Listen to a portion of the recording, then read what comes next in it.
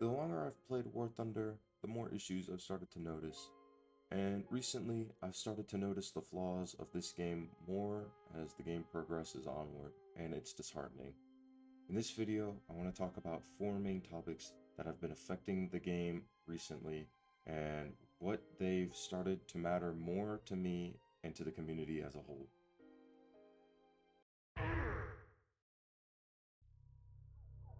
The first main thing I want to talk about are the turret basket changes and nerfs that NATO has been receiving recently.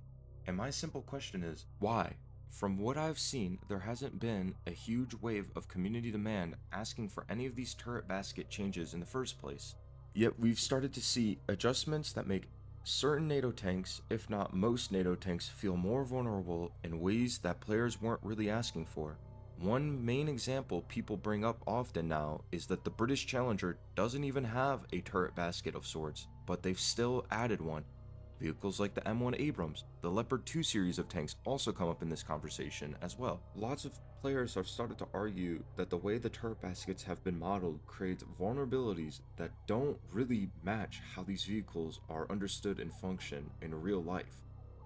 There have even been military members and vehicle enthusiasts who know extensively about said vehicles questioning the implementations of said turret baskets to these vehicles. Now, obviously, this doesn't mean that real world experience automatically should decide how this game is balanced and created. But when the discussion topics keep coming up and players keep questioning the same mechanic, it becomes something worth talking about. Because right now, it feels like War Thunder is one of the only places where these vehicles are represented in this way.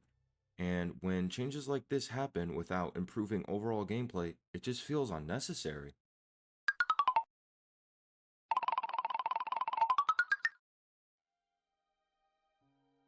The second thing I'd like to talk about is the lack there of new game modes.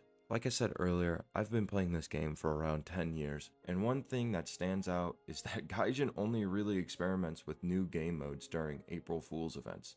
Every year we get something interesting, people play it, people enjoy it, and then a few weeks later, it just disappears, never to be seen again. And honestly, that's so frustrating because some of those ideas are genuinely good. Things like Nuclear Thunder are so fun. The infantry testing mode was so interesting and so fun. So clearly, they have the ability to make and create new game modes. The issue is what happens after. Instead of keeping it and rotating it, they just remove them completely. It feels like such a huge missed opportunity.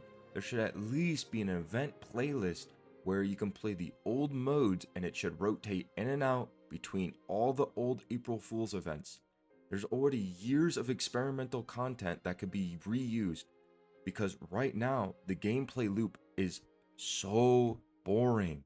War Thunder already has plenty of systems already in the game, but most of them barely get used outside the standard game modes.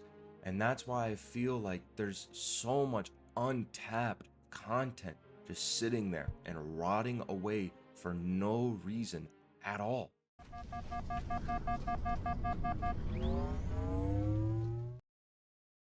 The last major topic I want to talk about are the maps. Because honestly, the map design causes for more frustration than most, if not a lot of the balancing in this game. War Thunder has over 50 maps, but how many of them do you think people actually get excited to play? Not many.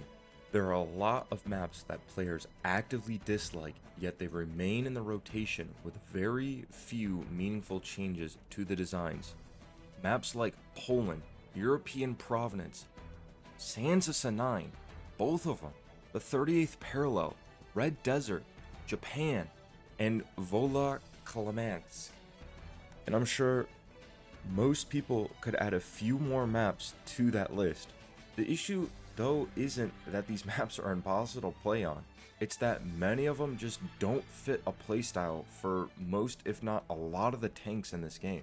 Especially at higher battle ratings, you have modern thermals with advanced casques, long-range weapons, spikes, helicopters, and then you place them on a map that feels like it was designed for World War II tanks. So what happens? Everyone rushes an objective, everyone fights for some position to rat in or to spawn camp in, and one team just suddenly gets basically spawn camped for the rest of the game. And usually you do not recover from that. If the other team that is spawn camping you is competent enough not to just sit in your spawn, you have lost the game.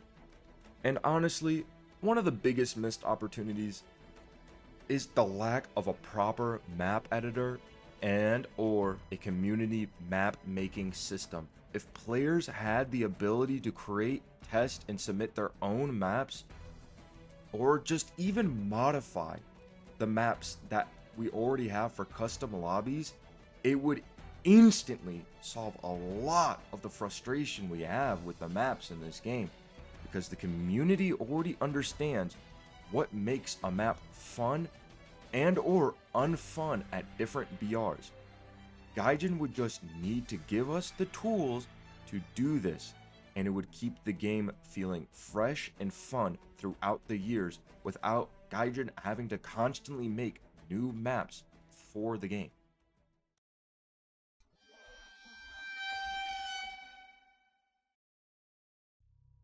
And finally, the topic most people are probably expecting: Russian bias slash Russian favoritism. Now, before anyone takes this clip out of context, I'm not saying Russian bias means the Russian vehicles automatically get free wins. No.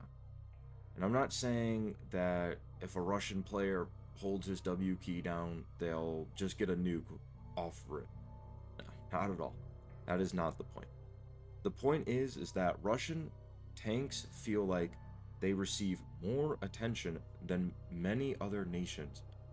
When you look at the number of tech tree vehicles, helicopters, aircraft, and premium vehicles within the Russian tech tree, it's like night and day, especially compared to a country like Germany.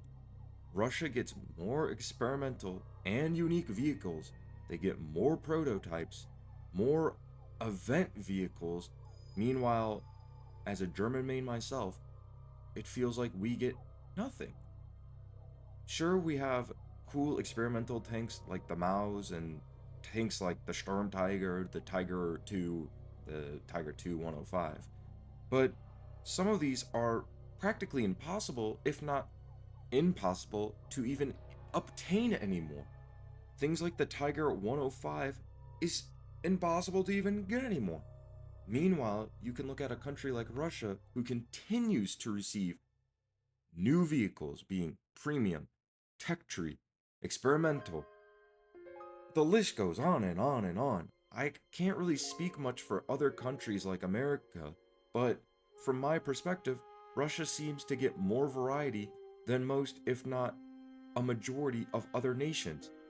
Now, I'm not saying it's overpowered, but it just feels like the content distribution feels uneven. And those are the main reasons I think War Thunder has become more frustrating over the years. Not because of one vehicle, not because of one update. It's just because of a lot of small decisions that have been stacking on top of each other over an extended period of time. And it's just making the game practically unplayable.